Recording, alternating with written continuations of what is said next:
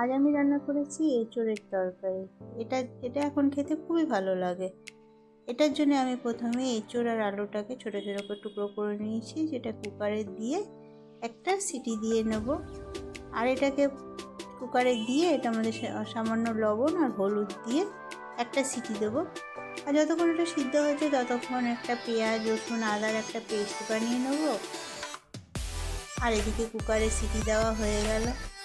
আর গরম মশলার জন্য একটু দারচিনি আর এলাচটাকে আমি বেটে নেব। যেহেতু আমার হাতে ক্যামেরা আছে সেই জন্য আমি বাটাটা দেখাতে পারলাম। তারপর এদিকে তেল গরম হয়ে গেলে ওটার মধ্যে জিরা আর তেজপাতা ফোড়ন দিয়ে আমাদের অল্প কিছু পেঁয়াজ কাটা পেঁয়াজ দিয়ে দেবো, দিয়ে ওটাকে একটু ভাজবো। তো ভাজা হয়ে গেলে ওটার মধ্যে যেটা পেস্ট করে রেখেছিলাম সেই পেস্টটা দিয়ে আবার ওটাকে ভাজবো, কিছুক্ষণের জন্য ভাজবো যাতে ওটার কাঁচা গন্ধটা চলে যায়।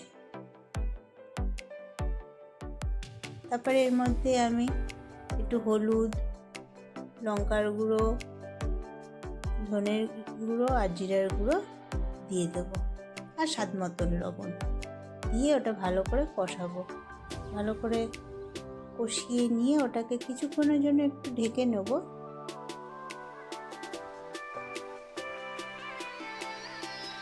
তারপরে আবার ঢাকনা আলগা করে ওটার মধ্যে একটা টমেটো দিয়ে আবার ওটাকে কিছুক্ষণ নেড়ে চেড়ে নেবো। আর ততক্ষণ যতক্ষণ টমেটোটা গলে না যাচ্ছে।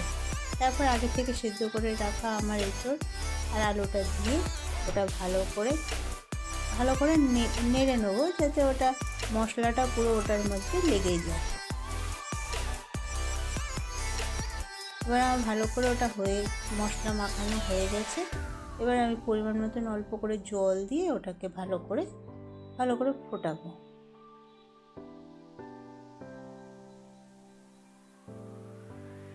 আর একটু করে ঢেকে রেখে দেবো। তবে আগের থেকে আমার যেটা গরম মশলা বেটে রেখেছিলাম সেটা ওটা নামানোর আগ দিয়ে ওটা দেবো।